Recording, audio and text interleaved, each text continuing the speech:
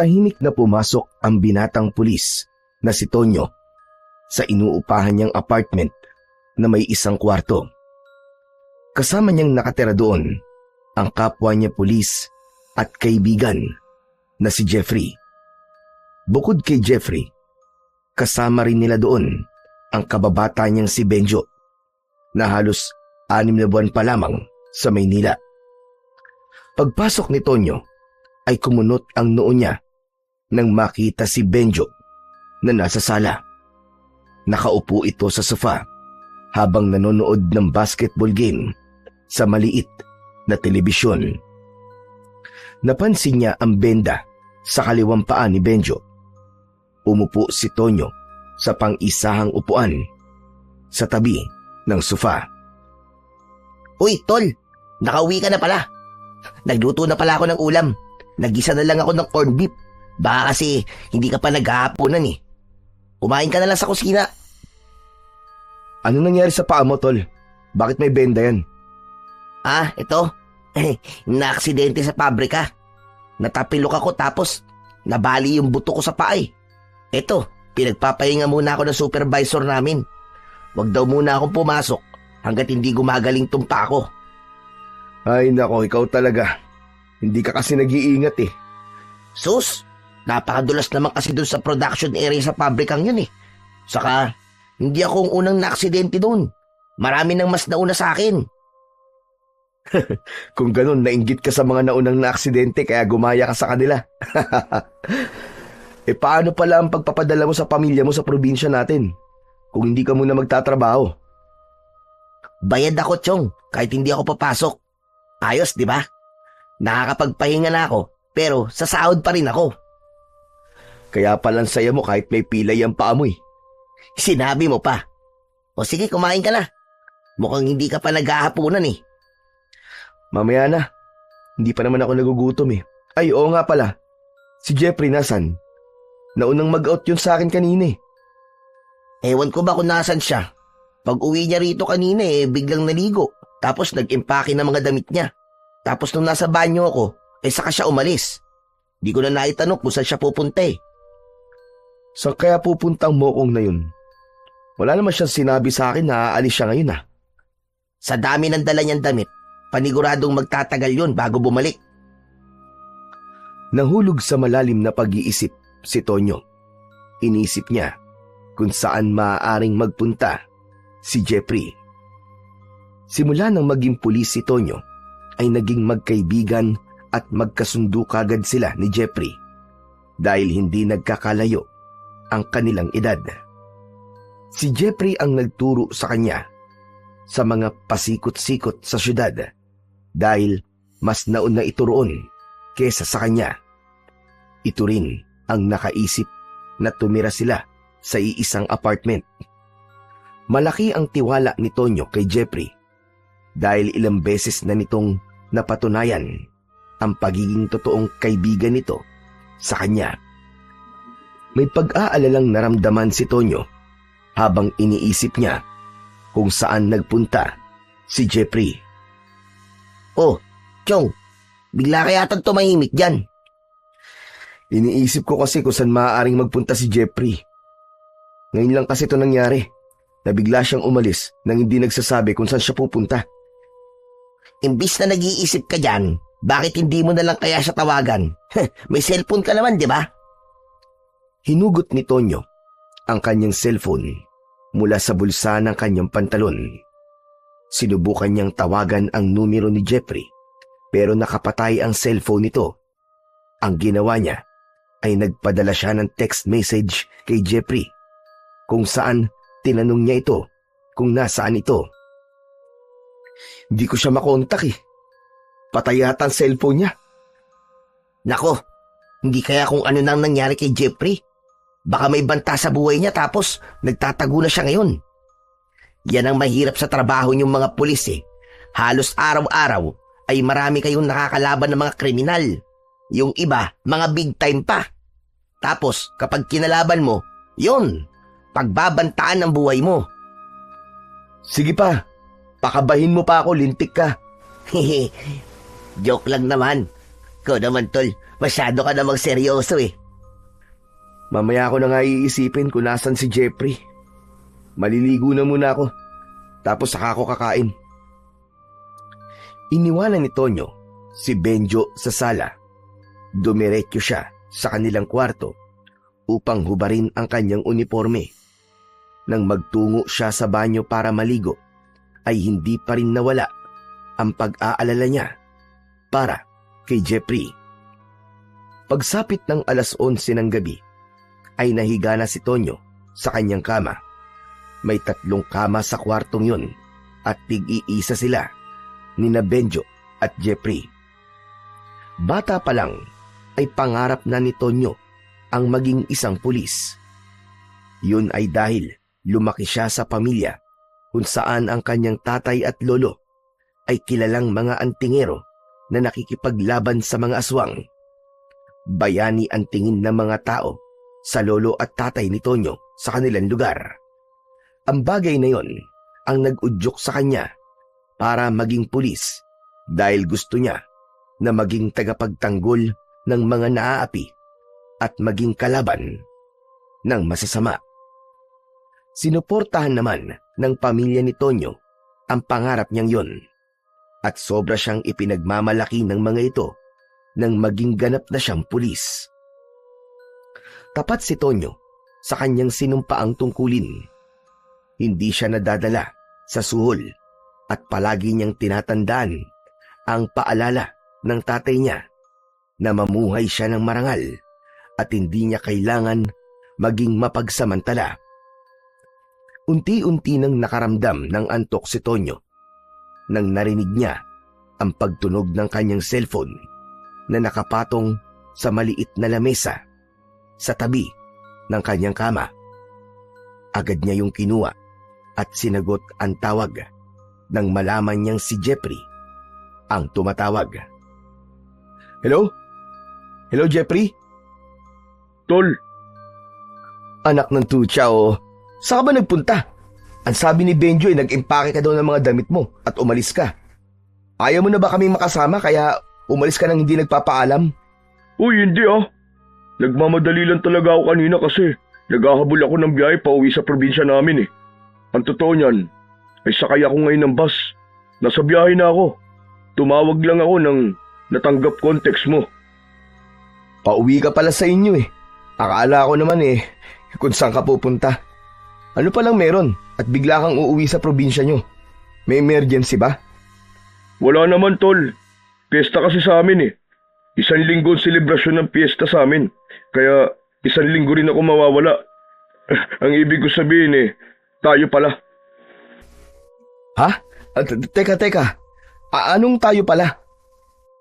Oo, tayo. Kasi ipinaalam na rin kita kay Sir Mariano na sasama ka sa akin. Pumayag naman siya. Ayun, approve na ang leave mo ng 1 week tol nang dahil sa akin. Ang kailangan mo na lang gawin ay mag-impake at sumunod sa akin sa probinsya namin. Teka. Nagbibiro ka lang, di ba? Hindi ah. Seryoso ako, Tonyo. Pumayag na nga si Sir Mariano. Kasi kahit siya nga napansin na masyado ka ng pagod sa pagtatrabaho mo. Ang dami na kayong nakakapansin na palagi ka nakatulala sa opisina. Tol, ako na nagsasabi sa'yo, kailangan mo ng bakasyon.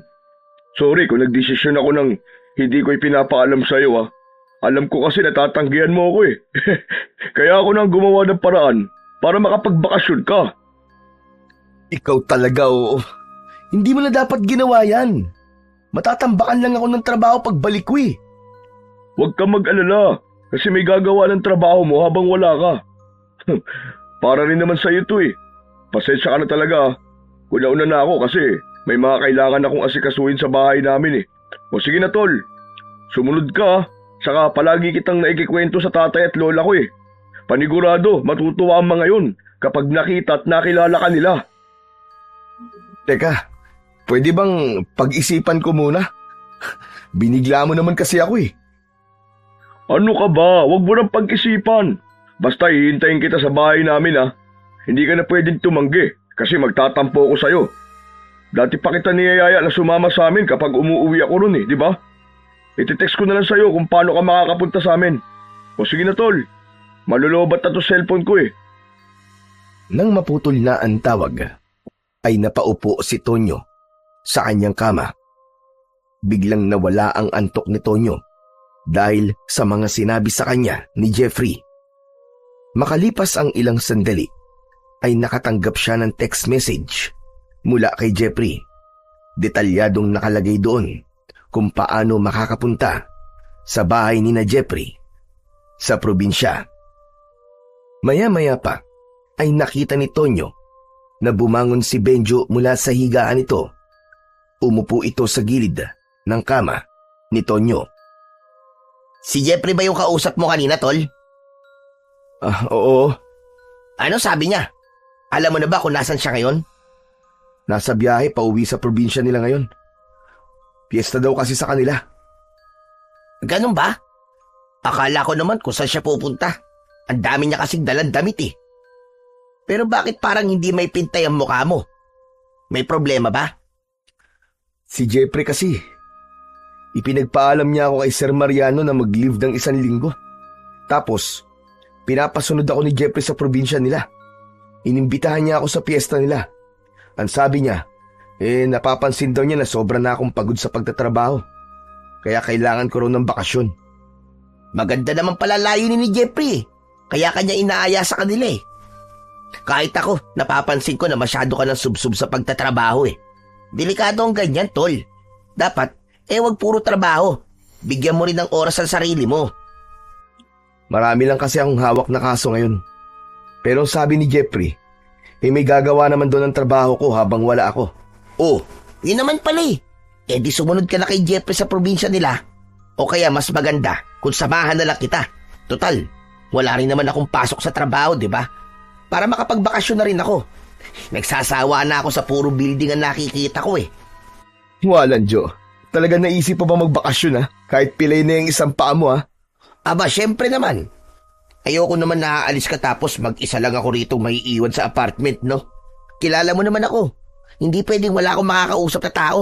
Baka pag umalis ka nang hindi ako kasama eh. Pagbalik mo rito kinakausap ko na yung mga kaldero sa kusina. Puro ka talaga kalokohan. Ano na tol, sige na, pumayag ka na oh. Sumunod na tayo kay Jeffrey. Ang tanong, papayag kaya si Jeffrey na kasama ka? Hindi ba, hindi naman kayo magkasundo nun? Huwag mo nalang sabihin na kasama mo ko.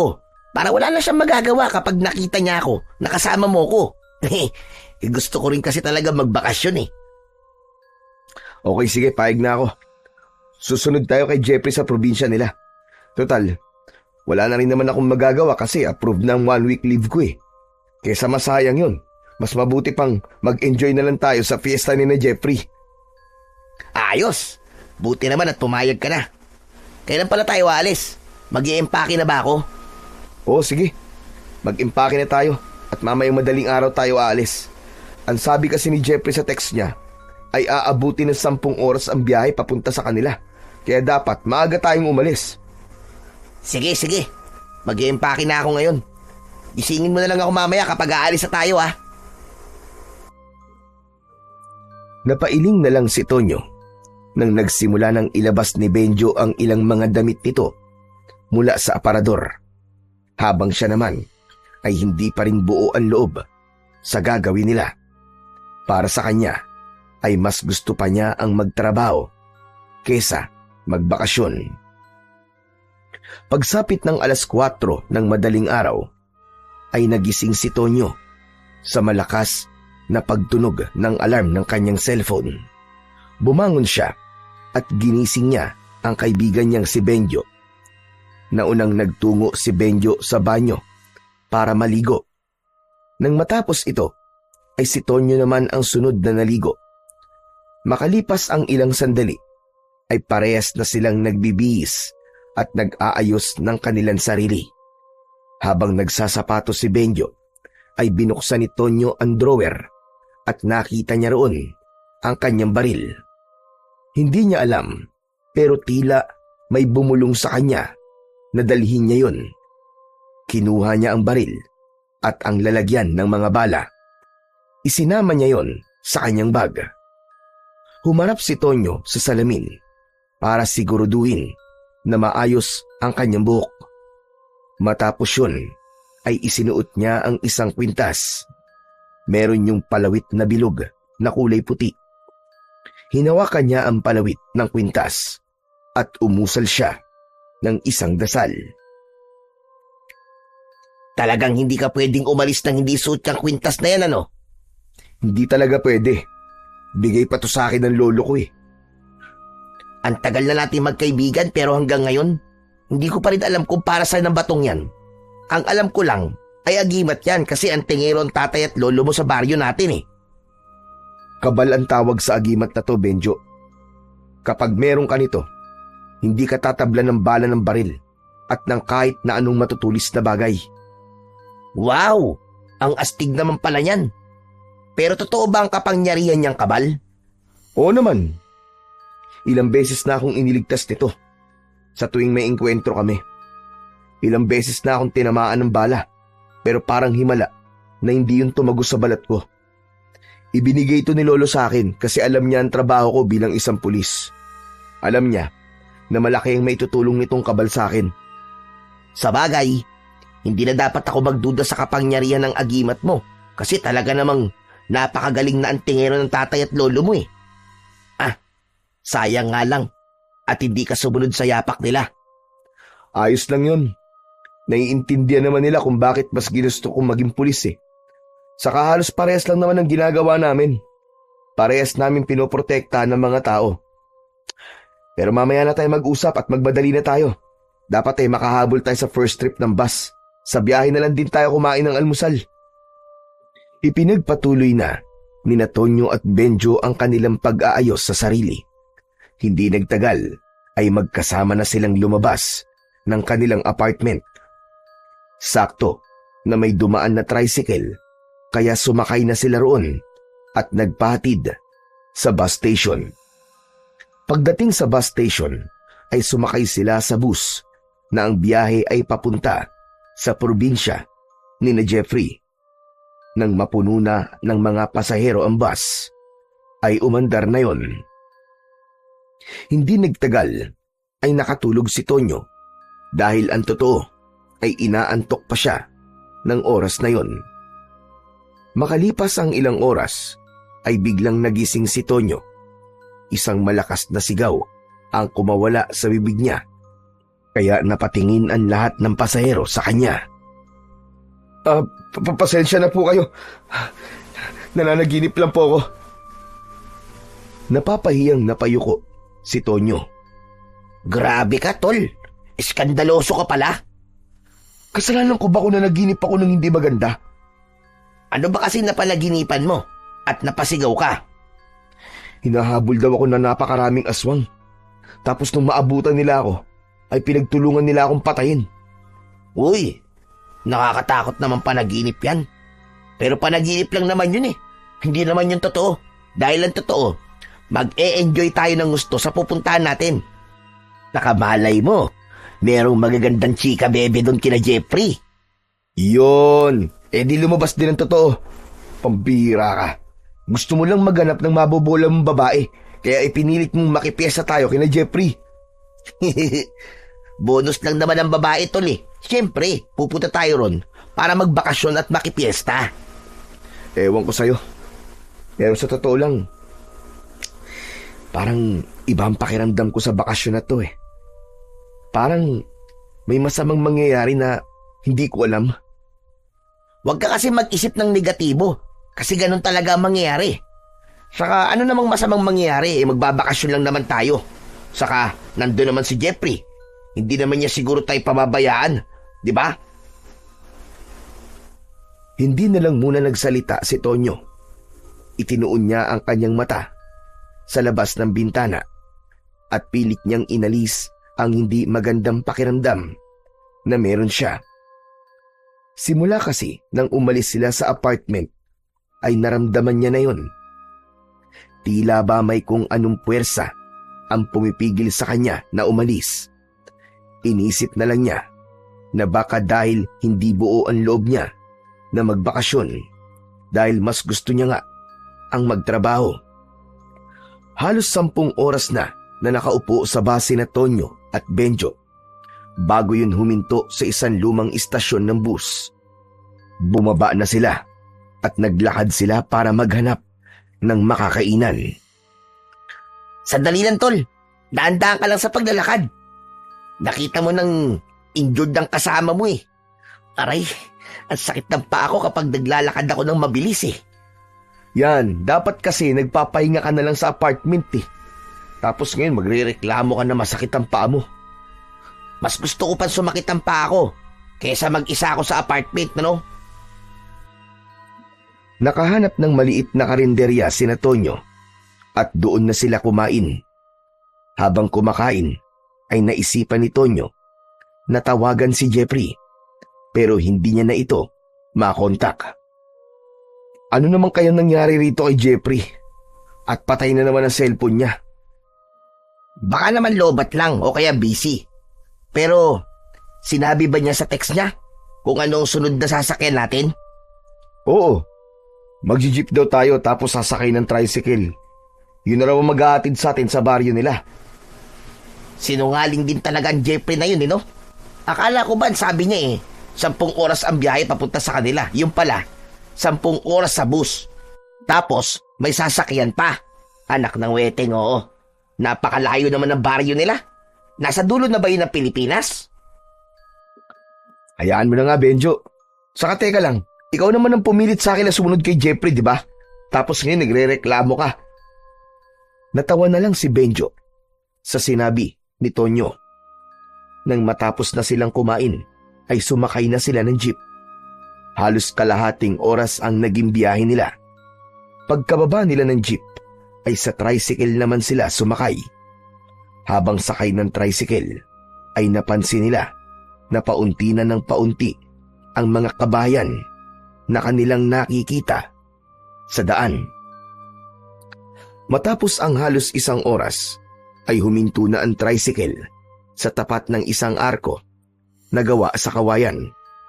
Sinabi ni Tonyo sa driver na baka pwede sila nitong ihatid sa mismong bahay na pupuntahan nila.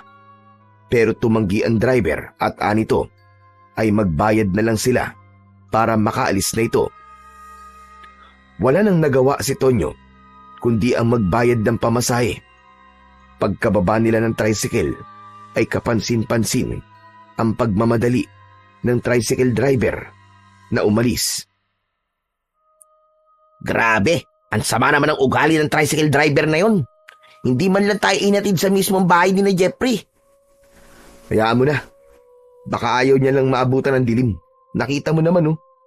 Liblib ng lugar na to, eh. Matatagalan bago siya makabalik sa bayan. Saka okay na rin to para makapaglakad-lakad tayo. Kanina pa tayo nakaupo, eh. Sa bagay, may punto ka naman.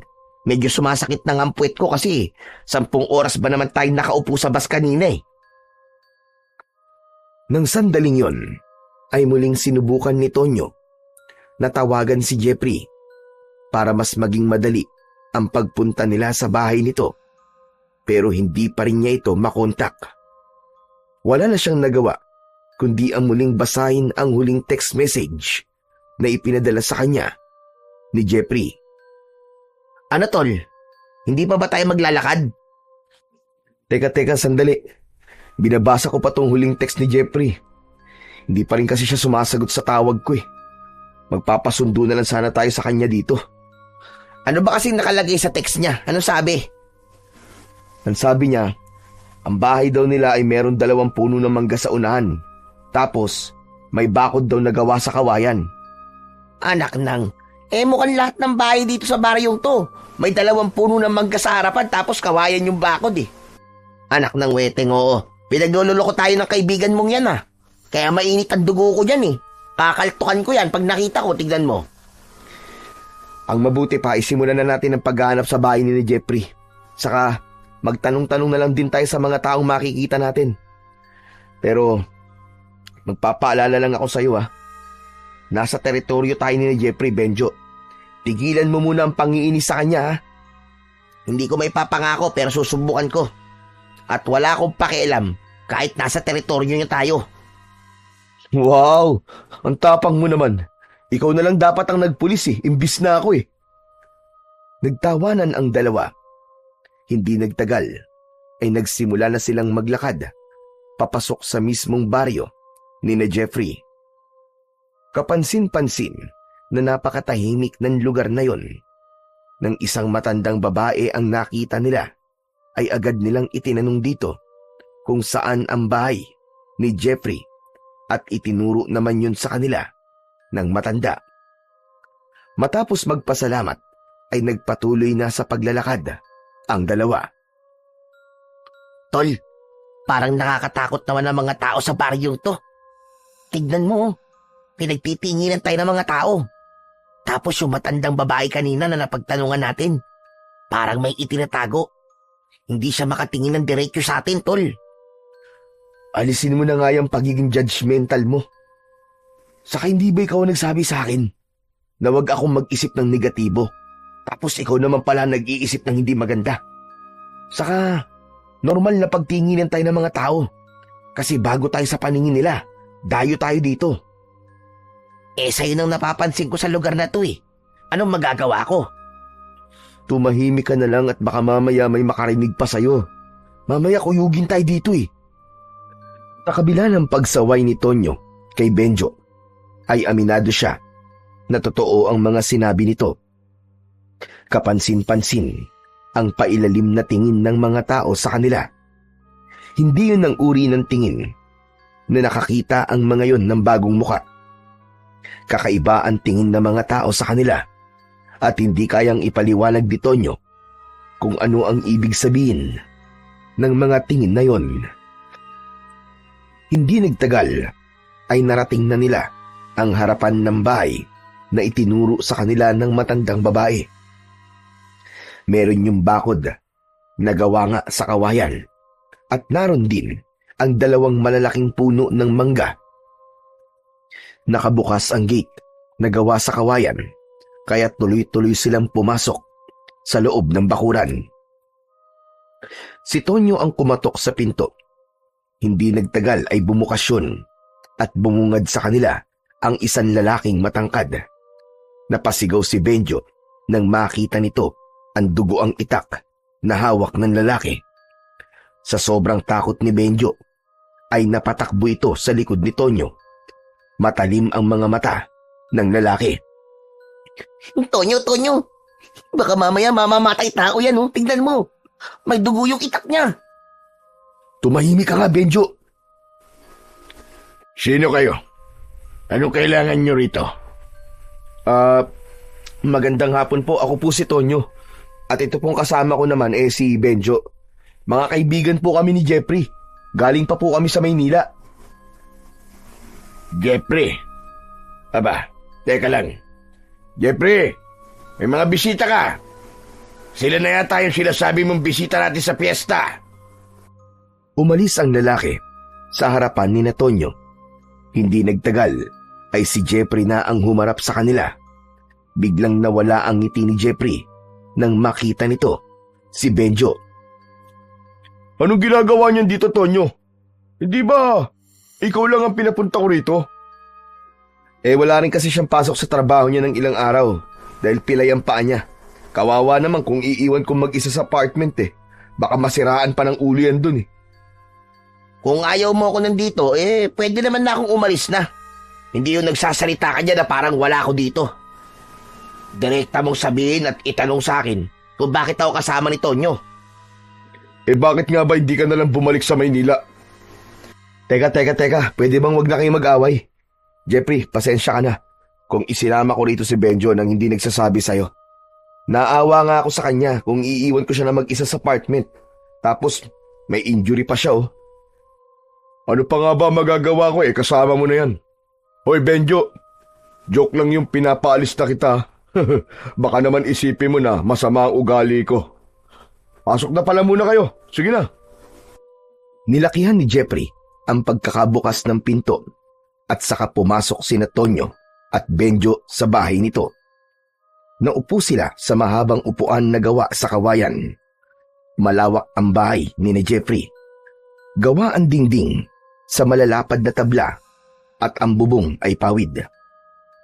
Mula sa sala ay nakita ni Tonyo ang lalaking nagbukas ng pinto sa kanila. Nasa kusina ayon habang nagtatadtad ng karni ng baboy. Tila napansin ni Jeffrey na nakatingin si Tonyo sa lalaki, kaya muli itong nagsalita. Oo nga pala. Tatay ko'y nagbukas ng pinto sa inyo kanina. Sandro ang pangalan niya. Si Lola Rosita naman ay nasa kwarto niya. Mamaya ko na kayo ipapakilala sa kanya kasi nagpapahinga siya sa oras na to eh. Kumusta nga pala naging biyahe niyo? Ayun, namamaga magkabila ang pisngi ng puwet namin kasi 10 oras kami nakaupo sa bus. Akala ko naman 10 oras lang ang biyahe, pero hindi naman pala. Kung magrereklamo ka lang, hindi ka na sana sumama kay Tonyo. Oo. Ayan na naman kayong dalawa eh. Magsisimula na naman kayong mag-away. Pwede bang kahit sa buong bakasyon na lang na to, ay magkaayos muna kayong dalawa? Hindi ba kayo may gusto na magpahinga ako sa trabaho? Sa tingin nyo ba, makakapagpahinga ako kung nagbabangayan kayo palagi? Sorry na, tol. Ito kasing si Jeffrey. Palagi na lang akong tinatable. Anong ako? Kung maayos ka na sanang kausap, hindi ako maiinis sa'yo. Oo, yan na naman. Kakasabi ko lang, di ba? Tama na nga yan. Sige kayo, kapag ako nainis, babalik na lang ako sa apartment natin. Mas okay pa yata dun eh, kasi tahimik dun. Okay, sige. Ako na magpaparaya, pangako. Hindi ko na muna aawayin si Benjo habang nandito tayo. Napailing na lamang si Tonyo. Noon pa man, ay hindi na talaga magkasundo sina Benjo at Jeffrey dahil sobrang magkaiba ang ugali ng dalawa. Si Benjo ang tao na masayahin at maingay, habang si Jeffrey naman yung seryoso at madalas na tahimik. Inakala ni Tonyo na normal lang na hindi magkasundo ang dalawa nung una kasi bago pa lang magkakilala ang mga ito. Pero nang tumagal ay mas lalong tumindi ang bangayan ng dalawa. Oo nga pala, ang mabuti pa ay magpahinga na muna kayo. Alam kong pagod kayo sa biyahe. Tara na, at ihahatid ko kayo sa magiging kwarto ninyo. Nagtungo si Jeffrey sa isang nakasaradong pinto at binuksan nito yon. Nang pumasok ito, ay sumunod sina Tonyo at Benjo. May normal na laki ang kwarto at may isang papag na kasya ang 2 tao. Meron doong malaking bintana na natatakpan ng itim na kurtina. Ito ang magiging kwarto nyo. Pasensya na kayo kasi wala kaming electric fan eh. Pero huwag kayo mag-alala kasi malamig ang panahon ngayon. Kaya hindi nyo na rin talaga kailangan ng electric fan. Baka mangatog kayo. Ang totoo kasi niyan eh, walang linya ng kuryente dito. Pero may signal naman na cellphone. Yun nga lang, mahina at madalas nawawala pa. Ano? Bakit hindi mo sinabi na wala pa ng kuryente dito?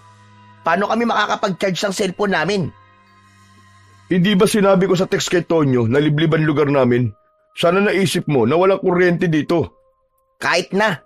Sana'y sinabi mo kaagad ng mga ganung bagay para hindi kami nagugulat. Benjo, hayaan mo na nga. Okay lang yan. Hindi rin naman natin siguro masyadong magagamit ng cellphone kasi nasa bakasyon tayo, di ba? Buti ka pa, Tonyo, malawak ang pangunawa mo.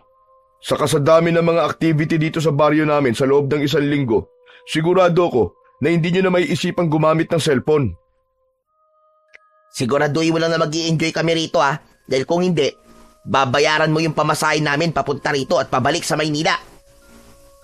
Kahit ako pa magbayad ng share mo sa upa ng 1 taon para manahimik ka lang. Yabang talaga nito, oo. O paano? Iiwan ko na kayo rito para makapagpahinga na kayo. Tutulungan ko lang ang tatay ko sa pagluluto ng hapunan. Sige tol, maraming salamat. Ngumiti si Jeffrey, saka ito lumabas ng kwartong yun. Isinarado ni Tonyo ang pinto at siniguro niya na nakakandado yun.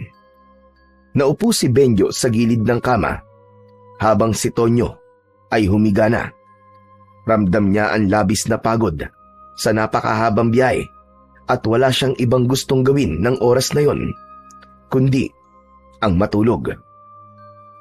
Hay nako, kung alam ko lang na walang kuryente dito, sana hindi na lang ako sumama eh.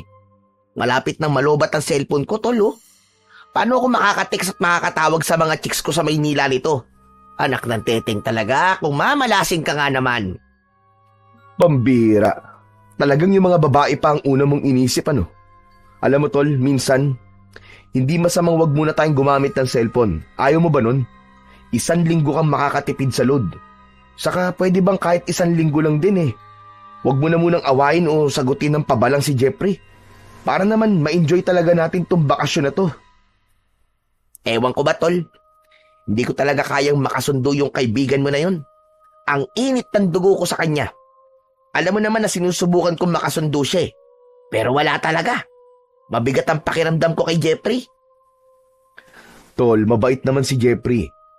Kung hindi naman siguro kami magkakasundo. Bigyan mo na siya ng pagkakataon na mapalapit sa'yo. Nako, tol, maraming beses ko na sinubukan na magkasundo kami. Pero wala talagang pag-asa. Kung hindi nga lang ako mag-isa sa apartment ng 1 linggo eh, hindi ako sasama sa'yo dito eh. Saka, parang nakapagsisisi na magpunta rito. Hindi mo ba napansin yung tatay ni Jeffrey?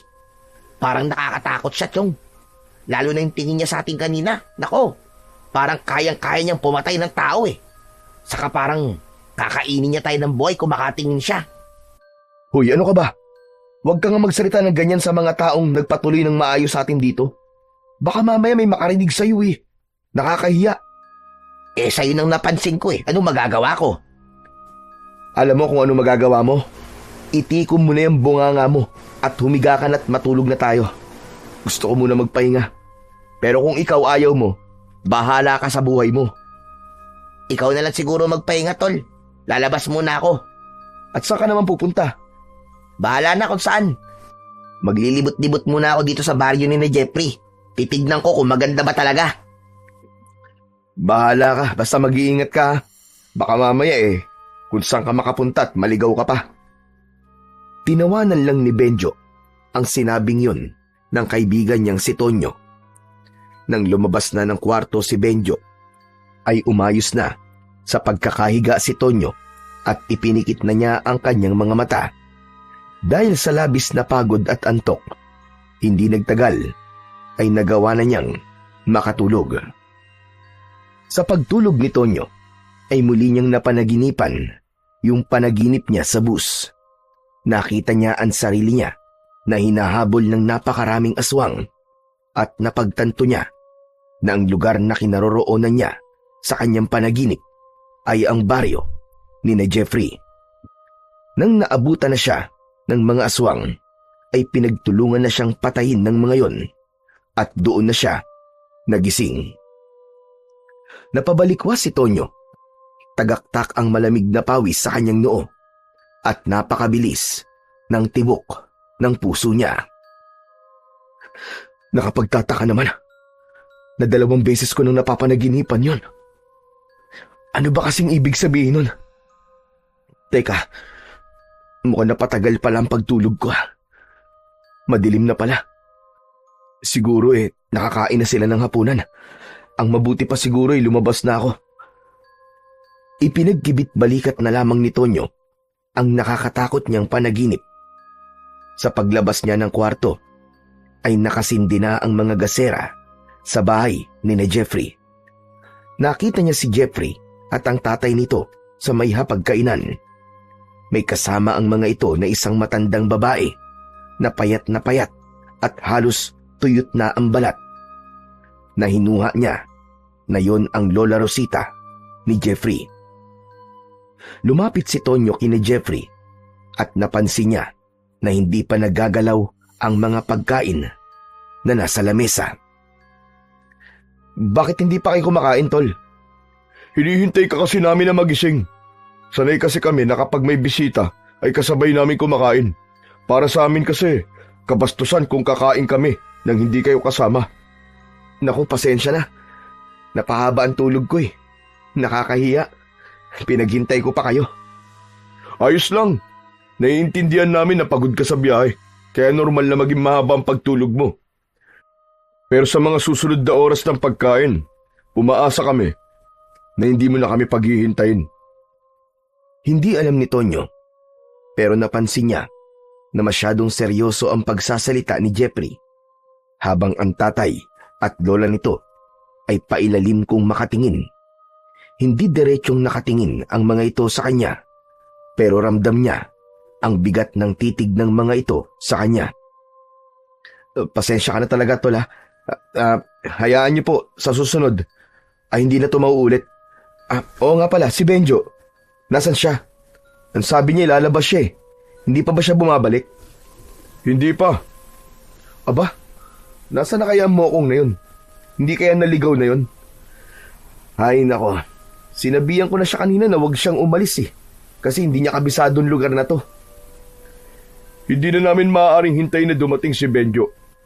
Kailangan ng kumain ni Lola dahil malapit na ang oras ng pag-inom niya ng kanyang gamot. Sa ngayon, hahayaan namin na ikaw na lang munang makakasabay namin sa pagkain.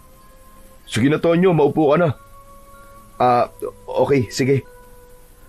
May pag-aalinlangan na umupo si Tonyo. Kaharap niya ang tatay ni Jeffrey, habang si Jeffrey naman ang katabi niya.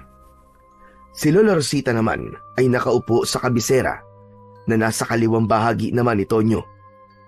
Nais sana niyang hanapin muna si Benjo, pero nahiya na siyang gawin yon, lalo na't kailangan na talagang kumain ng lola ni Jeffrey. Sinabawang karne ng baboy ang ulam na nakahain. Habang kumakain si Tonyo, ay napansin niya na halos walang lasa ang sabaw. Napakatabang nun na parabang kahit isang butil ng asin ay hindi yun nilagyan. Tila napansin ni Jeffrey na hindi nasasarapan si Tonyo sa kinakain niya, kaya nagtanong ito. Hindi mo yata masyadong ginagalaw ang pagkain mo. May problema ba sa luto ng tatay ko? Ha? Wala naman. Pero may patis ba kayo? Kilala mo naman ako, Tol. Mas gusto ko kapag maalat ang pagkain. Pero hindi ko sinasabing hindi masarap ang luto ng tatay mo, ha?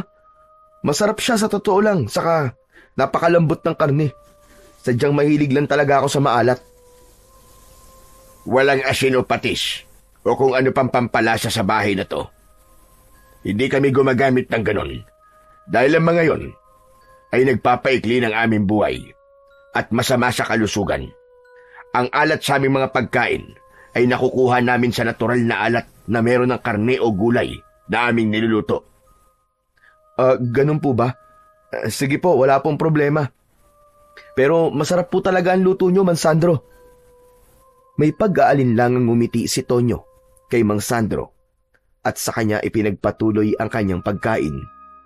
Tiniis na lang niya na walang lasa ang kanyang kinakain hanggang sa naubos na niya ang nasa kanyang pinggan. Maya-maya pa ay napatingin si Tonyo kay Lola Rosita. Napansin niya na matalim ang tingin nito sa kanya na parabang may napakalaking kasalanan siyang nagawa rito.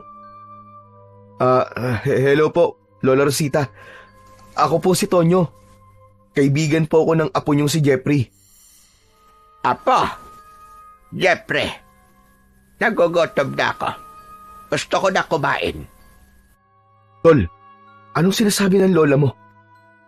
Di ba kanina pa siya kumakain? Ganyan talaga si Lola.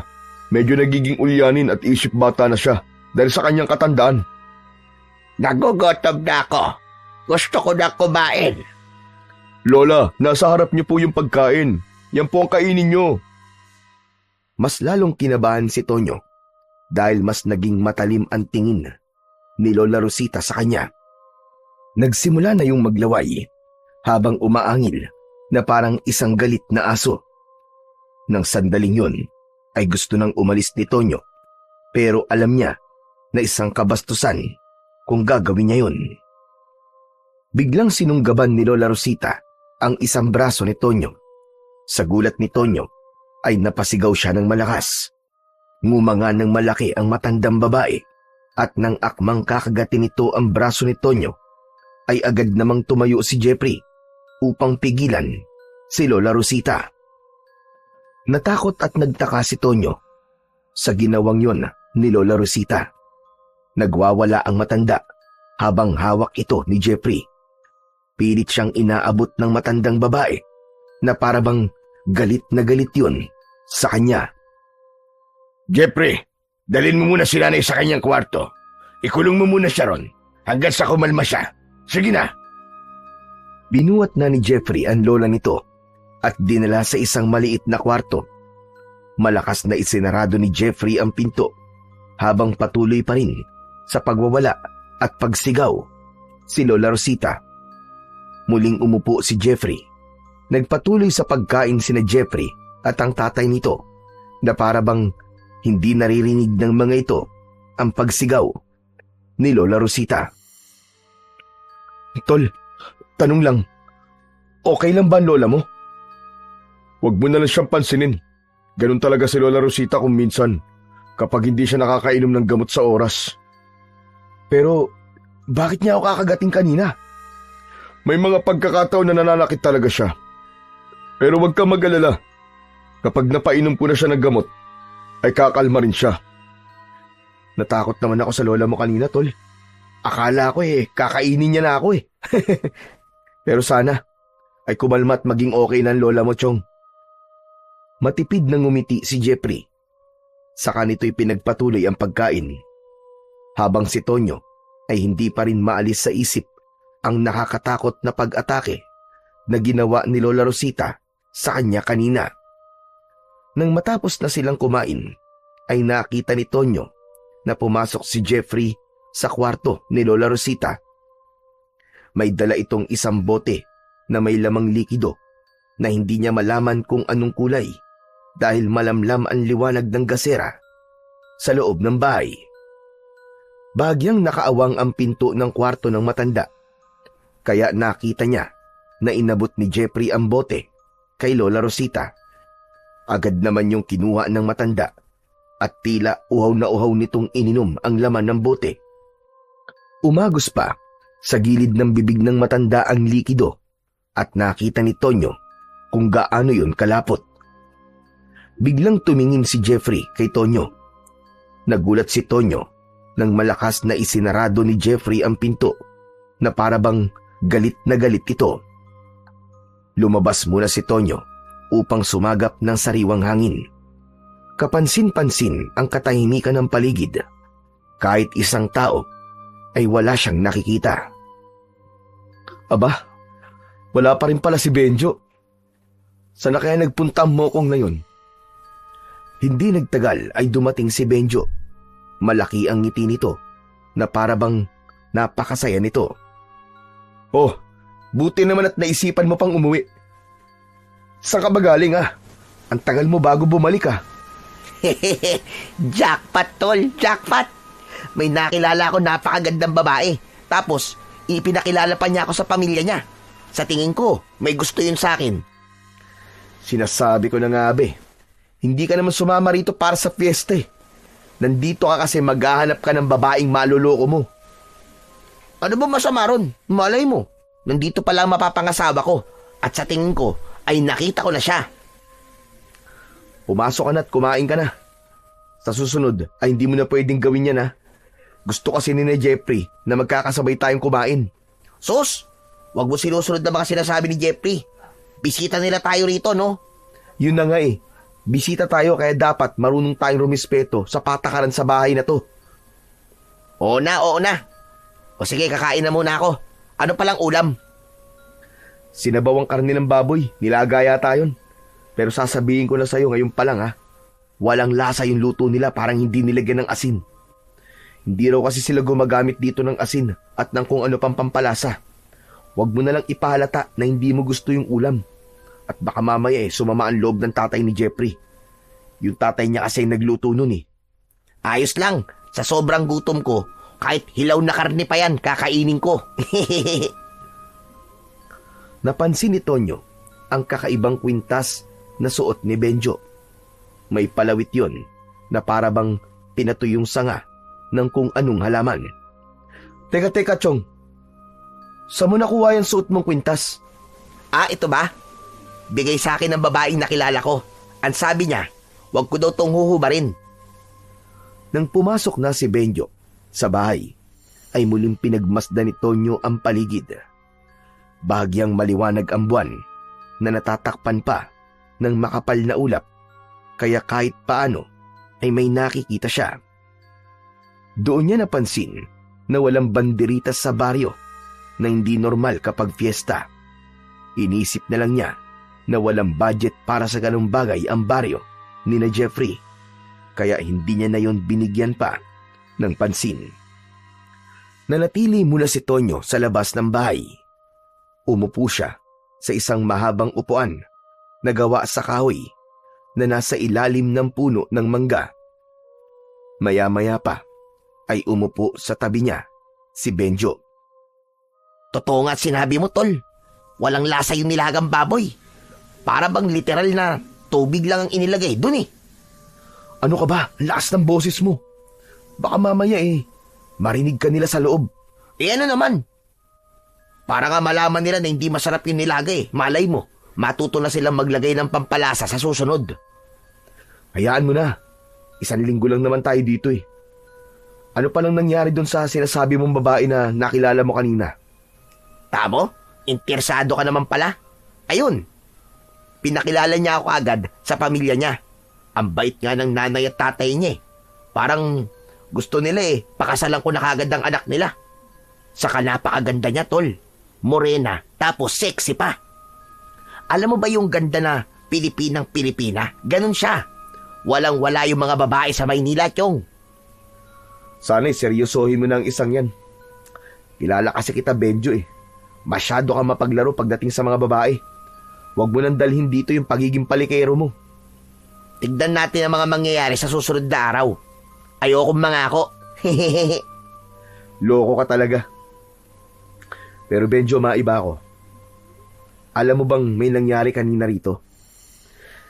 Yung lola ni Jeffrey, bigla na lang nagwala tapos muntik niya na akong kagatin sa braso. Mabuti nga'y napigilan siya ni Jeffrey. Ano? Seryoso ba yan? Hindi kaya may rabies si Lola Rosita? Di ba ganun kapag nagkakarabis? Nagiging parang asong ulol? Wala. Ang sabi ni Jeffrey, ay ganun daw minsan ang lola niya kasi ulyani na raw. Alam mo na, sa sobrang tanda na ni Lola Rosita, ay para na siyang bata kung mag-isip. Sa bagay. Pero, wala ka ba napapansin sa lugar na to, Chong? Parang hindi piyesta, di ba? Tignan mo, walang kabanderi-banderitas. Tapos, wala rin ako nakikitang simbahan o kahit maliit na kapilya man lang. Kung piyesta rito, sinong santo o patron ang ipinagdiriwang nila? Naiikot ko na tong buong baryo kanina, pero wala talaga akong nakitang simbahan. Yan nga rin ang ipinagtataka ko kanina eh. Pero hayaan mo na. Ang mahalaga ay nandito tayo at napagbigyan ko na si Jeffrey. Hindi ba ilang beses niya na ako niyayaya rito noon? Pero palagi akong tumatanggi. Kasi mas gusto ko nga magtrabaho kaysa magbakasyon. Sa gitna ng pag-uusap ng dalawa, ay biglang dumating si Jeffrey. Nakangiti na ito at hindi na gaya kanina na napakaseryoso. Ang lalim yata ng pinag-uusapan nyo ah. Pwede ba akong makisali? Nagkikwento lang tong si Benjo sa babaeng nakilala niya rito. Naku Benjo, binabalaan kita ah. Huwag mong lolokohin at paglalaruan ng mga babae rito. Oo, madali silang maniwala sa mga sasabihin mo. Pero hindi yung dahilan para lokohin mo sila. Kilala kita eh. Babaero ka. Kahit hindi ka naman gwapo. Wow! Nagsalita ang ubod ng gwapo. Bakit ikaw? Gwapo ka ba? Kumpara sa'yo, aba, oo naman. Teka, tama na nga yan. Yan na naman kayo, magsisimula na naman kayo ng away. Hindi nyo ba talaga kayang magkaayos? Kahit habang nandito lang tayong tatlo? Yang kaibigan mo ang pagsabihan mo, tol. Masyadong pasmado ang bunganga. Palagi na lang akong nakikita. Pinagsasabihan lang kita kasi kilala kita. Basta, hindi mo pwedeng gawin sa mga babae dito ang ginagawa mo sa mga babae mo sa Maynila. Huwag ka mag-alala, Jeffrey. Pinagsabihan ko si Benjo kanina. Teka, maiba tayo. Kumusta na nga pala si Lola Rosita? Maayos na ba ang lagay niya? Oo, tulog na siya ngayon. Sabi ko naman sa iyo kapag nakainom na siya ng gamot niya, kakalma din siya. Yung gamot ba na sinasabi mo yung nakalagay sa bote na ibinigay mo sa kanya? Oo, yun nga. Gawa yun sa iba't ibang uri ng mga halamang gamot na pinakuluan ng matagal. Kaya pala sobrang lapot nun. kasi pinakuluan ng matagal. Teka, matutulog na ako. Kayo rin matulog na kayo. O kung di pa kayo inaantok, ay mas makabubuti na doon na lang kayo sa kwarto nyo mag-usap. Teka. Bakit para bang ayaw mo dito muna kami sa labas? May aswang ba rito sa baryo nyo? Paano ko sabihin kung meron? Ha? May aswang dito? Di, biro lang. Basta pumasok na kayo. Isang makahulugang ngiti ang pinakawalan ni Jeffrey bago ito pumasok sa loob ng bahay. May takot sa muka nang humarap si Benjo kay Tonyo. Tonyo, narinig mo ba yung sinabi ni Benji? Ang sabi niya may aswang daw dito. Kahit sinabi niya nagbibiro siya, nararamdaman ko na seryoso siya sa sinabi niyang yun. Ayan ka na naman sa pagiging paranoid mo eh. Biro nga lang, di ba? Tinatakot ka lang nun. Hindi. Parang seryoso siya nang sabihin niyang merong aswang sa lugar na to eh. Hindi kaya yun ang ibig sabihin ng panaginip mo ron sa bus? Baka isa yung pangitain sa mangyayari sa atin dito. Ano kaya kung umalis na tayo rito bago pa may masamang mangyari sa atin? Kumalma ka nga muna, Benjo. Naririnig mo ba mga sinasabi mo? Saka, nakakahiyakin na Jeffrey kung aalis tayo rito dahil lang sa takot mong baka may aswang dito. Baka ma-offend ang tatay at lola ni Jeffrey. Kapag may nangyaring masama sa atin dito, ikaw ang sisisihin ko ha. Pero hindi ba ang tingero ang tatay at lolo mo? Tapos nakikipaglaban sila sa mga aswang? Hindi mo ba nararamdaman na may aswang dito? Wala akong ganong kakayahan eh. Hindi ako sinanay ni na tatay at lolo para manahin ko ang kakayahang meron sila. Saka wag ka mag-alala. Kung may aswang man dito, ay hindi siya uubra sa baril ko. Dinala ko kasi yung service firearm ko eh. Para kung sakaling may hindi magandang mangyari, ay alam mo na. Talaga? Dinala mo yung baril mo? Oo nga, paulit-ulit. Mabuti naman pala kung ganun. At least, meron tayong proteksyon. Ang mabuti pa, pumasok na tayo sa kwarto natin. Iba na ang pakiramdam ko dito sa labas eh. Sus, masyado ka talagang matatakutin. Naniwala ka naman kagad sa sinabi ni Jeffrey na may aswang dito. Pero sige na, pumasok na tayo. Masyado malamig dito eh. Nauna nang pumasok sa bahay si Benjo at bahagyang natawa si Tonyo dahil ramdam niya ang takot nito. Naisip niya na mas mabuti na yun dahil magkakaroon ng takot si Benjo na lumabas tuwing gabi. Nang nasa pintuan na si Tonyo ay napahinto siya nang may narinig siyang napakalakas na pag-alulong sa kung saan. Nagdulot yun ng matinding kilabot sa kanya. Tumingin si Tonyo sa labas at iginala niya ang kanyang mata sa paligid.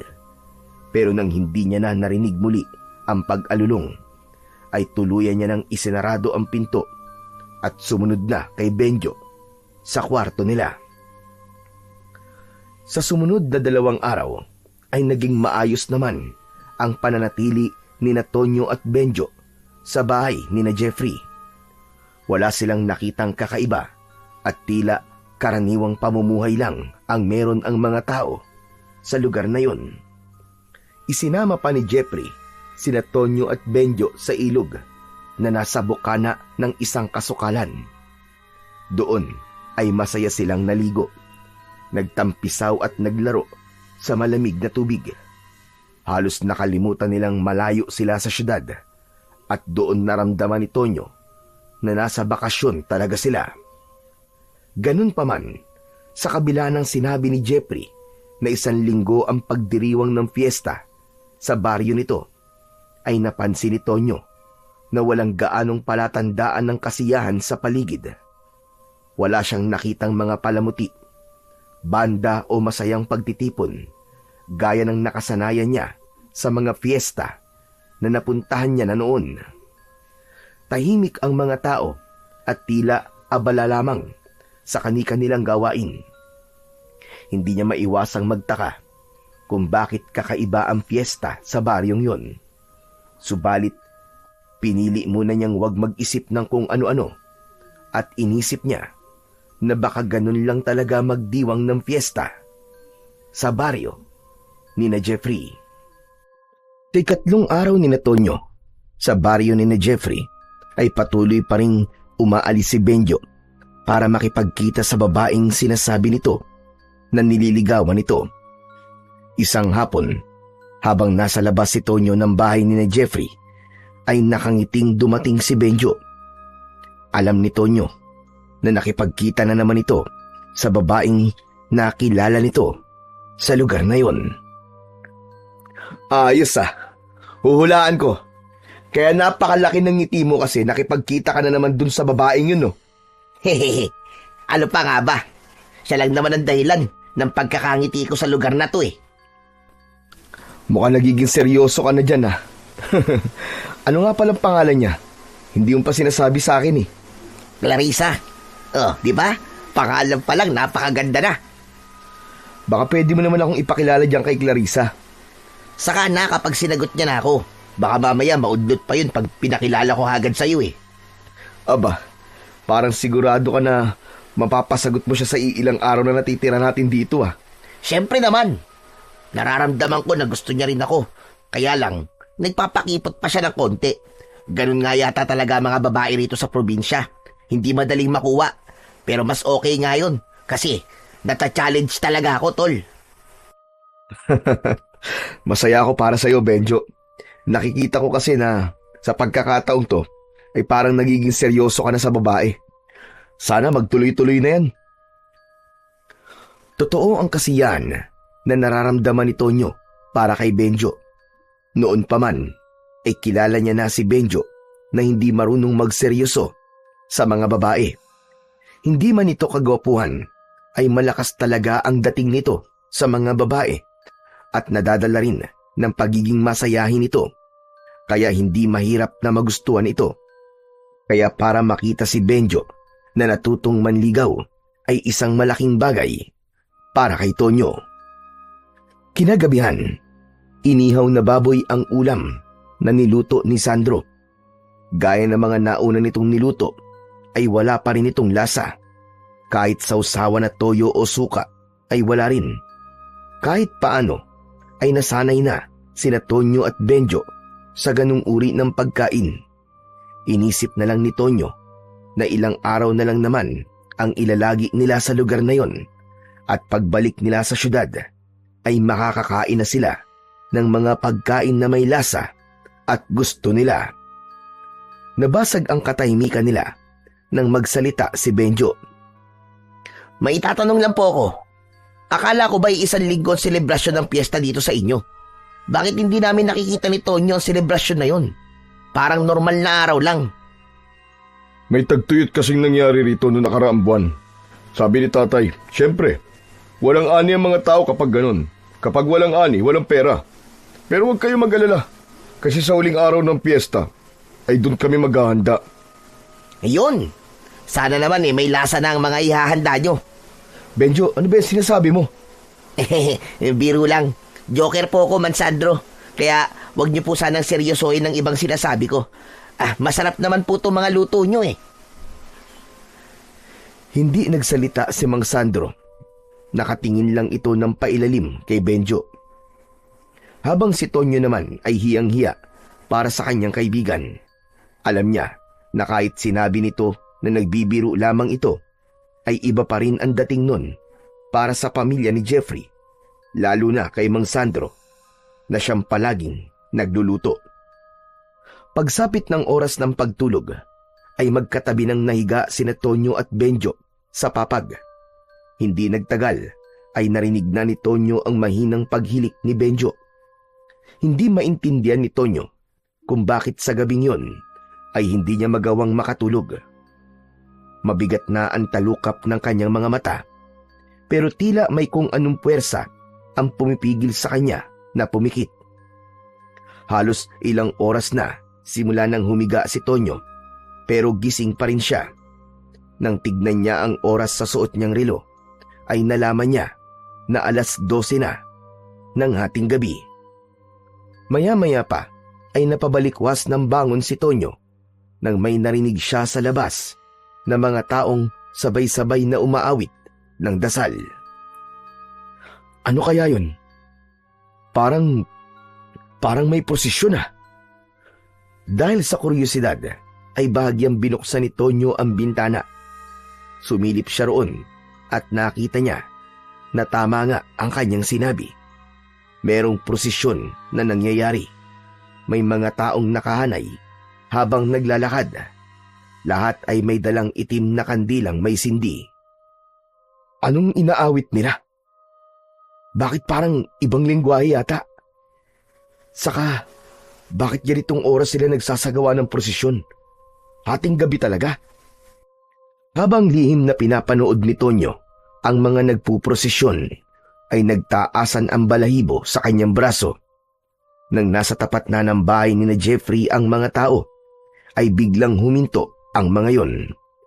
Tumigil rin sa pag-awit ang lahat. Napalunok si Tonyo. May kakaibang kilabot na dala ang biglang pagtigil ng mga nagpuprosesyon. Laking gulat niya nang sabay-sabay na tumingin ang mga tao sa kanya na parabang nararamdaman ng mga yon na pinapanood niya ang mga ito. Sa sobrang takot ni Tonyo ay isinarado niya ang bintana ng malakas. Nagmamadali siyang bumalik sa tabi ni Benjo. Dahil doon ay nagising si Benjo. Ano ba, tol? Bakit naman ang likot mo? Tapos ang lakas mo pa magsarado ng bintana. At sarap-sarap na ng tulog ko eh. Storbo ka. Pasensya ka na, tol, ha? Natakot kasi ako sa mga nagpuprosesyon sa labas eh. Ha? Nananaginip ka na naman ba? Bakit naman may magpuprosesyon ng ganitong oras? Pabihira ka, oo. Hindi ko rin alam eh. Hindi naman ako taga rito. Basta may narinig akong kumakantang mga tao kanina tapos sumilip ako sa bintana. Bigla na lang silang tumigil sa harapan ng bahay ni na Jeffrey. Ang nakakakilabot pa, bigla nila akong tinignan na para bang naramdaman nilang pinapanood ko sila. Yung mga mata nila, nanlilisik, nakakatakot. Ewan ko sa'yo. Gumagawa ka lang ng kwento, no? Hindi ka makatulog kaya pati tulog ko iniistorbo mo. Saka bakit ka natatakot? Akala ko ba'y pulis ka? Kapag ba pulis, hindi na pwedeng makaramdam ng takot. Saka bakit parang hindi ka naniniwala sa sinasabi ko, ha? Imposible naman kasi na may nagpuprosesyon ng ganitong oras. O tignan mo nga sa orasan ko. Lagpas na ng 12:00 ng hating gabi, ba? Teka nga, ang mabuti pa siguro tignan ko kung totoo ang sinasabi mo. Tumayo si Benjo at lumapit sa bintana. Nang akmang bubuksan ito ang bintana, ay mabilis itong pinigilan ni Tonyo. Wag mo nang tignan! Baka nasa labas pa rin sila eh. Baka ayaw nilang pinapanood na nagpuprosesyon sila. Paano ko malalaman kung nagsasabi ka ng totoo kung hindi ko makikita? Kumalma ka lang dyan, okay? Natatawa tuloy ako sa'yo eh. Wala nang nagawa si Tonyo nang tuluyan ng binuksan ni Benjo ang bintana. Hindi na tumingin sa labas si Tonyo dahil ayaw niya nang maramdaman ang takot na naramdaman niya kanina nang makita niya ang mga nanlilisik na mga mata ng mga nagpuprosesyon. Ano, nakita mo ba sila? Hindi ba nakakatakot? Tama ka nga. Ang dami nga nila. Sabi ko na sa'yo eh. Maraming bituin sa langit. Ha? Ano ba sinasabi mo? Doon na sumilip sa bintana si Tonyo. Nagtaka siya dahil kahit isang tao ay wala siyang nakita sa labas ng bahay ni na Jeffrey. Anak nang, saan nagpunta ang mga yun? Kanina lang nandyan lang sila eh. Sabi ko na nga be, nananaginip ka na naman. Oh, asa na nagpuposisyon? Wala naman ah. Sigurado ako tol na nandyan sila. Pero bakit ang bilis nilang nawala? Sa dami nila sigurado ako na hindi nila kayang makaalis dyan ng ganong kabilis. Isa lang ang ibig sabihin nun. Panaginip mo lang ang lahat o hindi kaya ay namamalikmata ka lang. Imposible. Imposible yun, tol. Sigurado ako sa nakita ko. Hindi yun imahinasyon. Alam mo, tol, mabuti pang matulog ka na. Masyado ka kasi nagpupuyat kaya kung ano-anong nakikita mo eh. Saka sa susunod, wag mo namang istorboy ng pagtulog ko. Mahihirapan na naman ako nitong makabalik sa pagtulog eh. Pero itulog mo na lang yan. Isinarado na ni Benjo ang bintana. Tinapik nito sa balikat ang nakatulalang si Tonyo at saka ito bumalik sa pagkakahiga sa papag. Nanatiling nakatayo si Tonyo sa tabi ng bintana. Labis ang kanyang pagtataka sa nangyari. Hindi pa rin siya makapaniwala na ganun kabilis nawala ang mga tao sa labas. Bigla niya tuloy kinwestiyon kung totoo ba o hindi ang prosesyon na nakita niya kanina. Kinabukasan ng umaga, hanggang sa almusal, ay tila wala pa rin si Tonyo sa sarili. Iniisip niya pa rin kasi ang nangyari kagabi. Halos hindi niya ginagalaw ang pagkain na nasa kanyang harapan at lumamig na rin ang kape niya. Tonyo, ayos ka lang ba? Kanina ka pa nakatulala dyan ah. Nako, malamang iniisip niya pa rin yung sinasabi niyang prosesyon na nakita niya kagabi. Ha? Anong prosesyon? Kaninang hating gabi kasi, may nakita akong mga taong nagpuprosesyon. Huminto pa nga silang lahat sa tapat ng bahay niyo eh. Tapos bigla silang tumingin sa akin. Parang galit na galit sila na pinapanood ko sila. Pero nung si Benjo nang tumingin, aba, akalain mo na wala sila? Jeffrey, ikaw na nga kumausap diyan kay Tonyo. Sabihin mo kung may prosesyon nga ba rito sa baryo nyo ng ganong oras. Walang prosesyon dito ng hating gabi, Tonyo. Sigurado ka ba talaga sa nakita mo? Sigurado ako, Jeffrey. Hindi ako namamalikmata lang.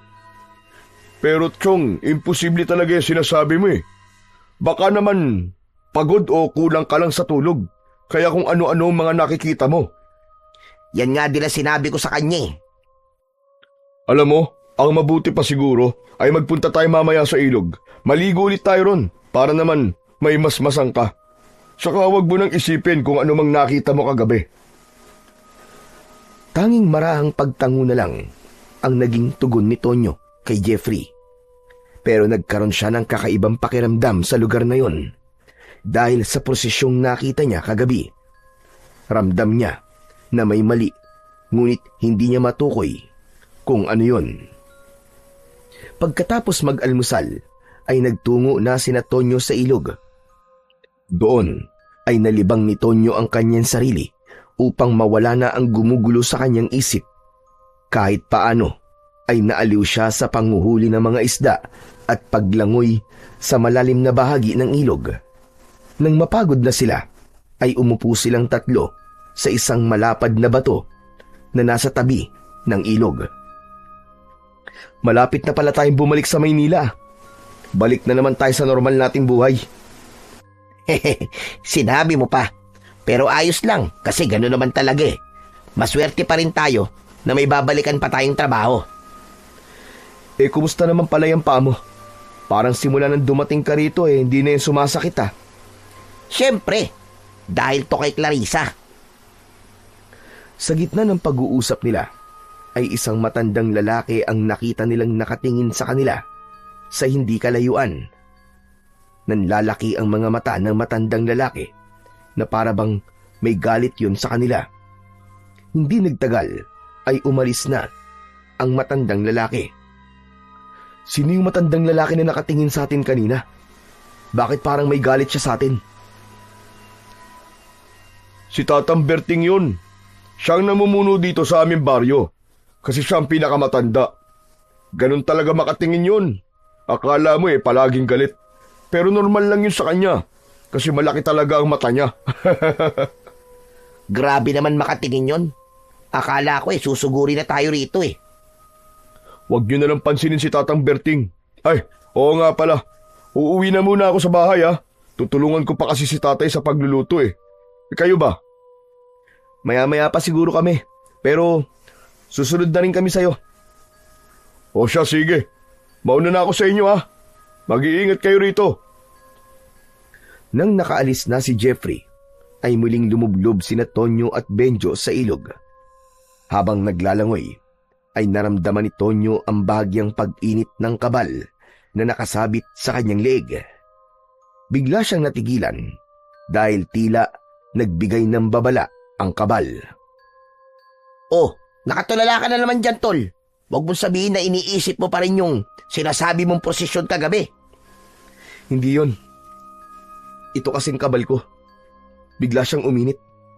Kapag umiinit kasi to, ibig sabihin ay may mangyayaring hindi maganda. Kaya dapat ako maging handa. Ano namang hindi magandang mangyayari? Nasa ilog lang naman tayo. Hindi ko alam, Tol. Ang mabuti pa siguro umahon na tayo at umuwi na rin tayo. Ano ba yan? Bago pa lang ako nag-e-enjoy kasi wala na si Jeffrey. Kung ayaw mo sumama sa akin pabalik kay na Jeffrey, bahala ka sa buhay mo. Basta ako uuwi na. Oo na. Sasama na ako sa ipabalik. Ang KJ talaga nito. Tara na. Nang umahon na sina Tonyo sa ilog, ay napahinto si Tonyo nang may naramdaman siyang kakaiba sa paligid. Sa pag-ikot niya ng tingin, ay muli niyang nakita si Tatang Berting. Matiim yung nakatingin sa kanila ni Benjo. Gaya ng sinabi ni Jeffrey, ay hindi na lang niya pinansin ang matandang lalaki at naglakad na sila ni Benjo palayo sa ilog. Sa buong maghapon na lumipas, ay hindi na muna inisip ni Tonyo ang mga bagay na gumugulo sa kanyang isipan. Pagsapit ng gabi, habang tumutulong siya sa paghahain ng hapunan, ay may narinig silang boses ng isang matandang lalaki. Tinatawag nun ang pangalan ni Mang Sandro. Lumabas si Mang Sandro at sinundan ito ni Jeffrey. Sumunod na rin sina Tonyo at Benjo sa paglabas at naiwan si Lola Rosita sa kusina. Nagulat si Tonyo nang malaman na si Tatang Berting ang nasa labas. Biglang tumingin ang matandang lalaki kina Tonyo at Benjo. May bisita ka pala, Sandro. Dalawa pa. Bakit hindi mo sinabi sa akin ang bagay na ito? Paumanin, Tatang Berting. Ang anak ko kasi ay nagpapunta sa kanila rito. Galing sila sa syudad. Kahit na. Alam mo ang patakaran dito sa ating baryo. Total 2 ang iyong bisita. Ay ibigay mo sa akin ang isa. Mawalang galang na po. Pero mga bisita ko po sila. Kaya dito po sila sa bahay namin nararapat. Hayaan nyo na lang po kami na mag-istima sa kanila. Hindi po ba ilang taon na kaming walang bisita rito tuwing piyesta. Kaya sana ay pagbigyan nyo muna kami sa pagkakataong ito. Hindi muna nagsalita si Tatang Berting na parabang nag-iisip ito habang sina Tonyo at Benjo ay nagtatakang nagkatinginan dahil pareho nilang hindi naiintindihan kung bakit kailangan ibigay ni na Jeffrey ang isa sa kanila ni Benjo kay Tatang Berting. Sige, pumapayag ako. Ngunit sa susunod na piyesta ay dapat mabahagian mo rin kami, Jeffrey. Opo, pangako po, Tatang Berting. Walang imik na tumalikod si Tatang Berting at saka yun naglakad palayo. Nang makabalik na sila sa loob ng bahay, ay agad na nagtanong si Tonyo kay Jeffrey. Tol, tanong lang, anong ibig sabihin ng pinag-uusapan nyo? Tama ba'y narinig namin? Gusto ni Tatang Berting na isa sa amin ni Benjo ang ibibigay nyo sa kanila? Oo, pero hindi naman literal na ibibigay sa kanya. Ang ibig sabihin ni Tatang Berting ay gusto niya na isa sa inyo ang tutuloy sa bahay niya. Bihira kasi kami magkaroon ng bisita dito sa baryo, lalo na tuwing piyesta. Kaya minsan, gusto ni Tatang Berting na tumulong sa pag-welcome sa mga bisita. Ganun lang yun. Wow, napaka-hospitable naman pala ng mga tao rito. Pero huwag nyo nang intindihin yun. Maghain na tayo para makakain na tayo. Medyo nagugutom na kasi ako . Napansin ni Tonyo na tila sinadya ni Jeffrey na putulin na kagad ang kanilang usapan tungkol kay Tatang Berting. Dahil doon ay naramdaman niya na tila may hindi sinasabi si Jeffrey sa kanila ni Benjo. Lumipas pa ang ilang araw hanggang sa dumating na ang huling araw ng piyesta sa baryo ni na Jeffrey. Inasahan ni Tonyo na sa araw na yon ay mararamdaman na niya ang kapistahan sa lugar na yon. Pero nabigo siya. Napansin niya na normal pa rin ang ginagawa ng mga tao roon. Walang nagkakatay ng manok o baboy na panghanda. Ngunit nang naalala niya ang sinabi ni Jeffrey na walang pera ang mga tao roon dahil sa nangyaring tagtuyot nung nakaraang buwan, kahit paano ay naunawaan na niya. Nang umagang yun, ay nakatambay lang sina Tonyo at Benjo sa labas ng bahay. Maya-maya pa ay lumapit si Jeffrey sa kanila. Akala ko ba ang sabi mo maghahanda kayo ngayong huling araw ng piyesta? Bakit hindi ko nakikitang nagkakatay ng kung anong hayop ang tatay mo, ha, Jeffrey? Bakit ba masyado kang atat?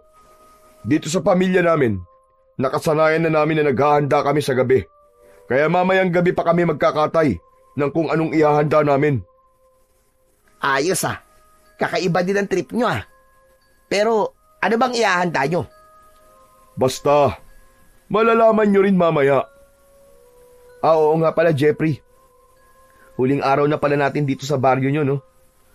Maraming salamat kasi inimbitahan mo kami rito. Akala ko hindi na importante ang magbakasyon. Pero na-realize ko na hindi pala pwedeng puro trabaho na lang ako. Kailangan din na huminga ako paminsan-minsan. At masaya ako na kasama ko kayong dalawa ni Benjo sa bakasyon ko to. Masaya rin ako na narito kayo. Alam ko na sa mga nakaraang araw ay naiinip na kayo. Pero huwag kayong mag-alala dahil mamayang gabi, sisiguraduhin namin na yun ang gabing hinding-hindi nyo makakalimutan sa buong buhay nyo.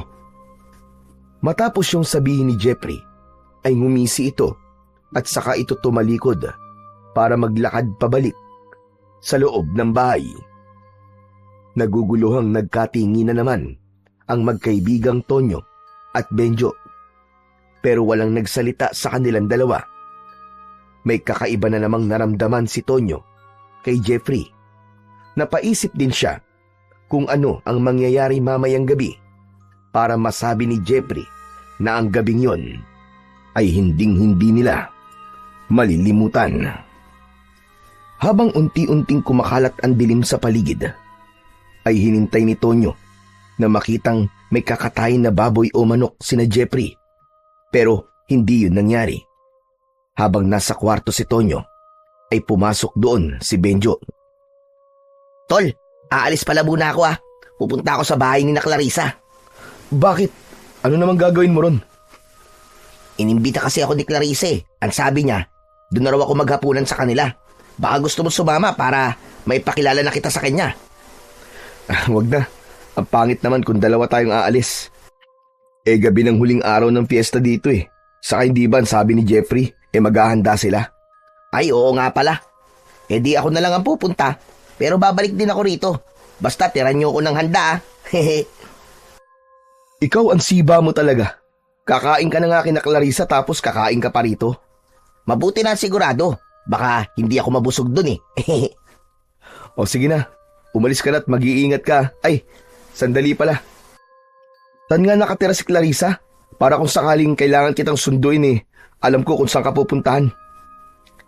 Mula rito sa bahay ni na Jeffrey, 5 bahay, papunta sa direksyon ng ilog.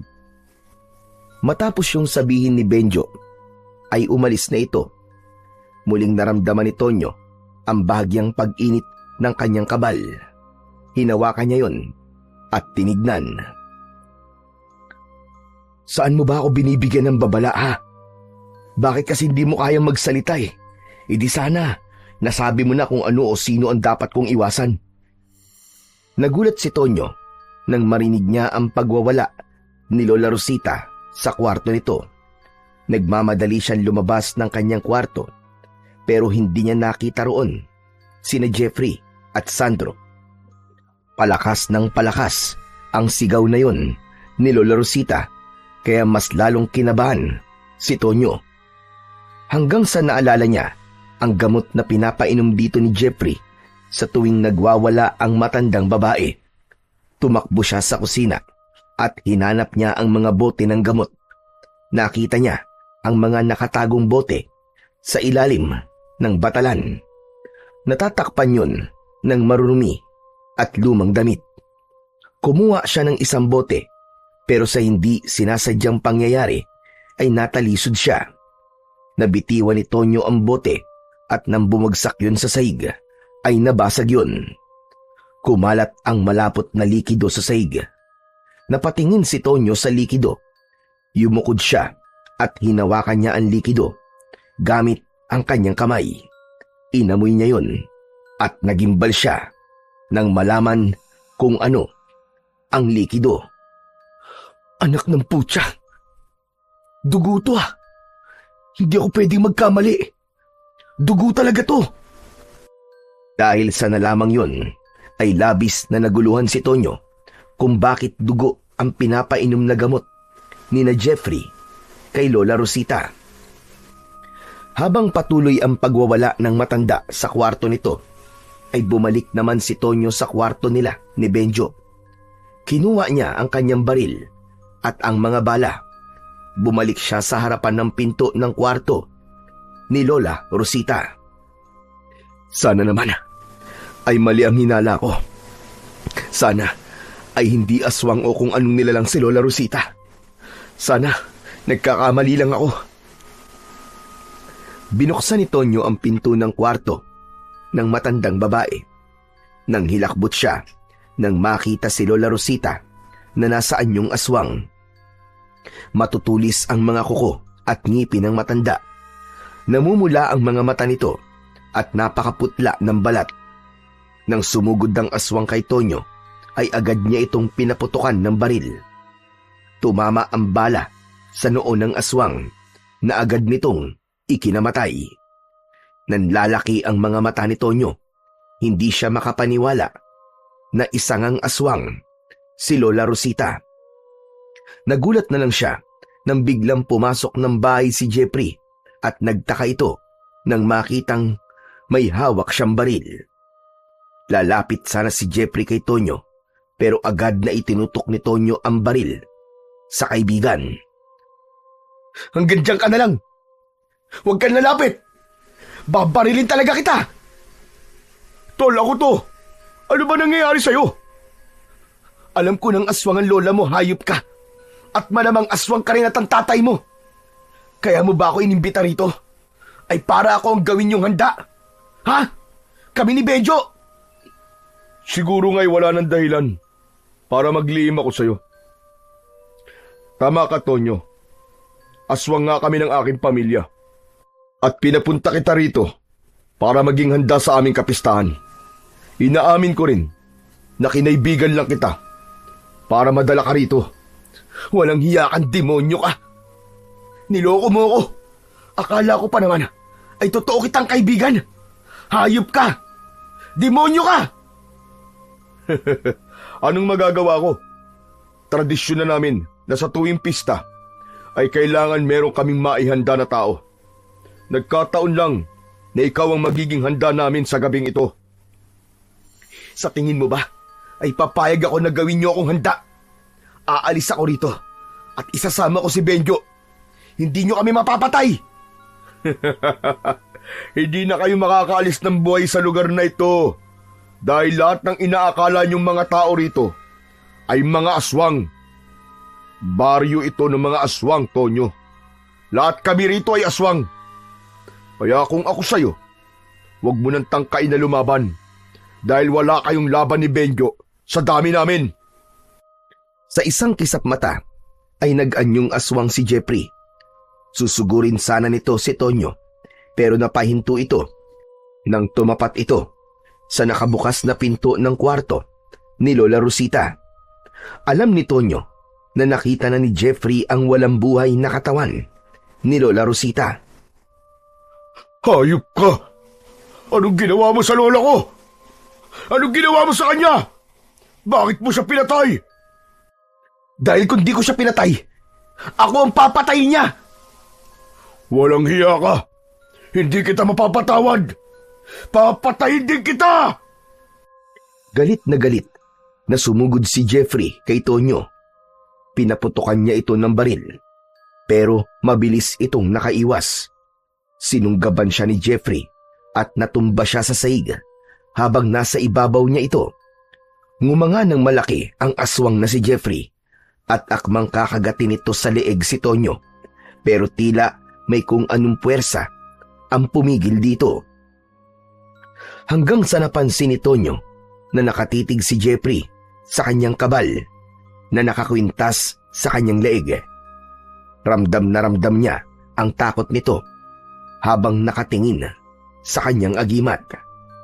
Sinamantala naman ni Tonyo ang pagkakataong yon. Alam niya na kung hindi siya kikilos para ipagtanggol ang kanyang sarili, ay siya naman ang papatayin ni Jeffrey. Itinutok niya sa bunganga ng aswang ang baril at pinaputok niya yon. Sabog ang ulo ni Jeffrey. Wala ng buhay na bumagsak ang katawan ng aswang sa ibabaw ni Tonyo. Umalis na si Tonyo sa ibabaw ng katawan ng aswang na si Jeffrey. Saka siya tumayo at tinignan nito. Masakit para sa akin na gawin yan sa'yo, Jeffrey. Pero patawarin mo ko. Dahil alam ko na ako ang mamamatay kung hindi kita papatayin. Sayang. Sayang talaga. Sinayang mo ang pagkakaibigan natin. Tatakbo na sana si Tonyo palabas ng bahay nang biglang humarang sa pinto si Mang Sandro na nasaan yung aswang. Nang makita nito ang bangkay ng anak na si Jeffrey, ay galit na galit itong sumugod. Agad namang itinutok ni Tonyo ang baril sa aswang na si Mang Sandro. Isang putok ng baril ang pinakawalan niya. Tumama ang bala sa balikat ng aswang.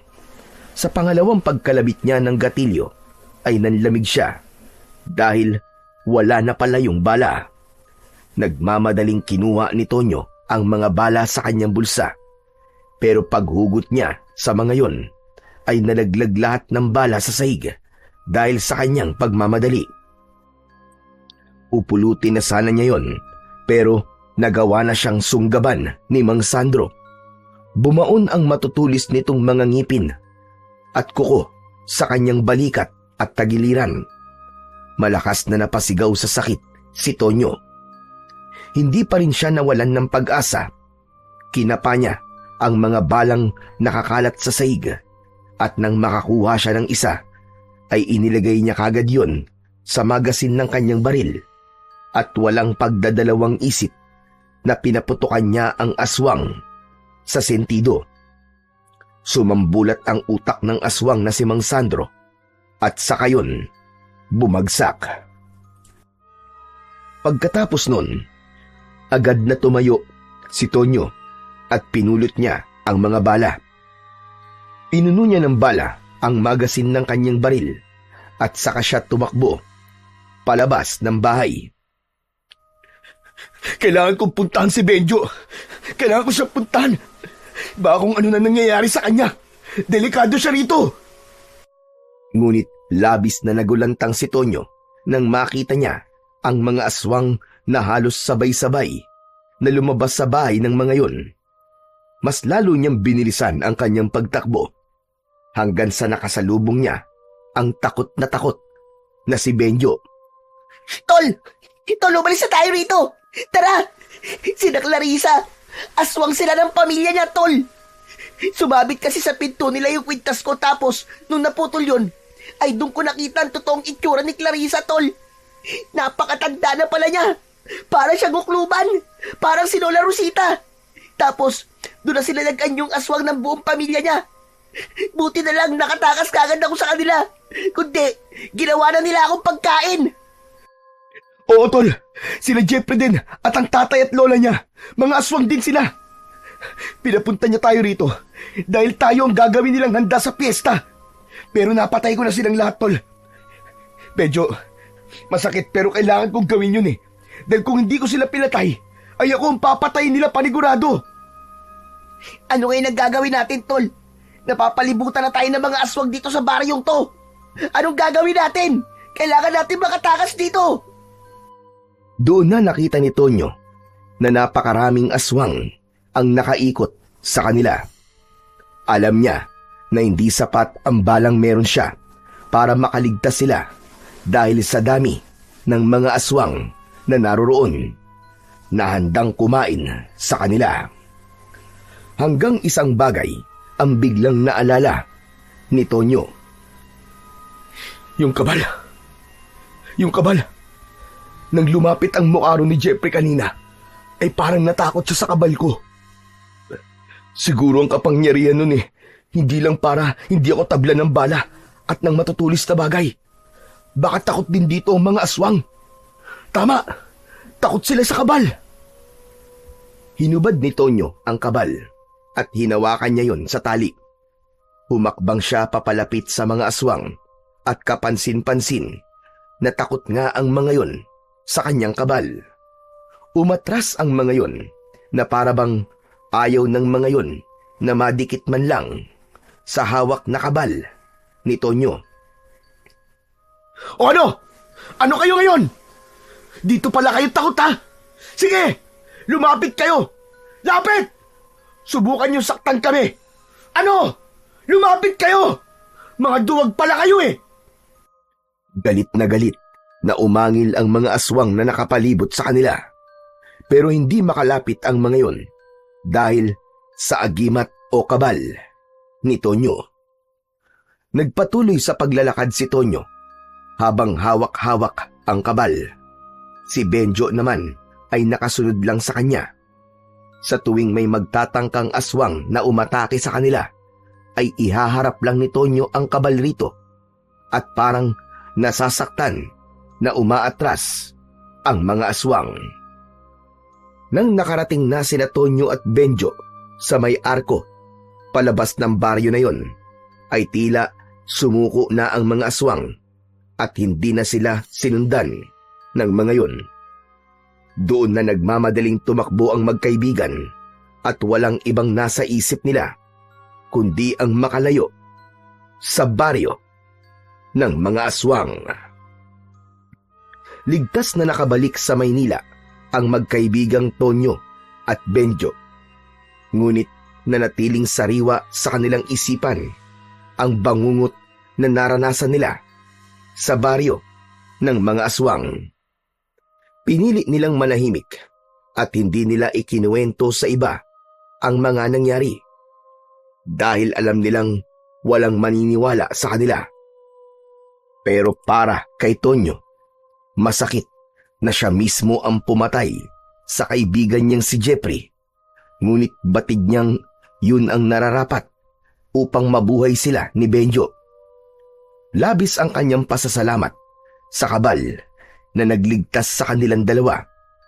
At dahil sa pangyayaring yun, natutunan ni Tonyo na wag basta magtitiwala sa ibang tao, lalo na't hindi pa niya ito masyadong kilala. Sa huli, napatunayan ng magkaibigan na walang halimaw o aswang ang makakatalo sa tapang at tiwala ng pusong nagmamalasakit sa bawat isa. Nakaligtas man sila sa baryo ng mga aswang, baon pa rin nila ang alaala ng takot na yun na habang buhay nilang hindi malilimutan. Muling sumikat ang araw sa kanilang daan. Tanda na sa bawat dilim ng panganib ay laging may liwanag na nagmumula sa tiwala at pagkakaibigan.